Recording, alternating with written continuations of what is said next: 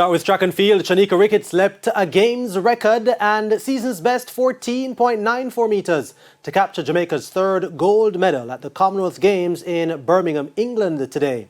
The nation's medal tally now stands at 6, with 2 silver and a bronze added to the 3 gold.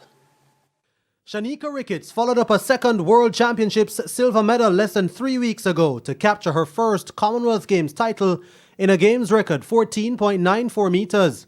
The mark was also an improvement on her season's best 14.89 metres in Eugene and just 4 centimetres off her personal best 14.98. Two-time champion Kimberly Williams missed out on a podium place as she finished 4th with 14.25 metres, and Akeelia Smith finished 6th with a best effort of 13.83.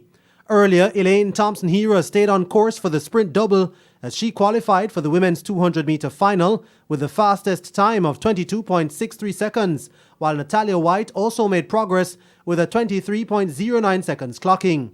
Reigning Olympic bronze medalist Megan Tapper, who clocked 12.68 seconds to win her heat, and 2015 world champion Danielle Williams, who crossed the line in 12.80 seconds for second in her heat, ensured Jamaica will have 2 athletes in the women's 100-metre hurdles final. Elsewhere, Adaine Richards was a 6th place finisher in the men's shot put final with a best effort of 19.90 metres. Meanwhile, 2 out of 3 of Jamaica's men qualified for the 400 metres final, as Anthony Cox and Nathan Allen will be in the medal round, while Javon Powell misses out. Cox clocked 45.98 for third in his semi-final, while Allen crossed the line in 45.99 for second in his semi. Powell was third in his section in 46.40.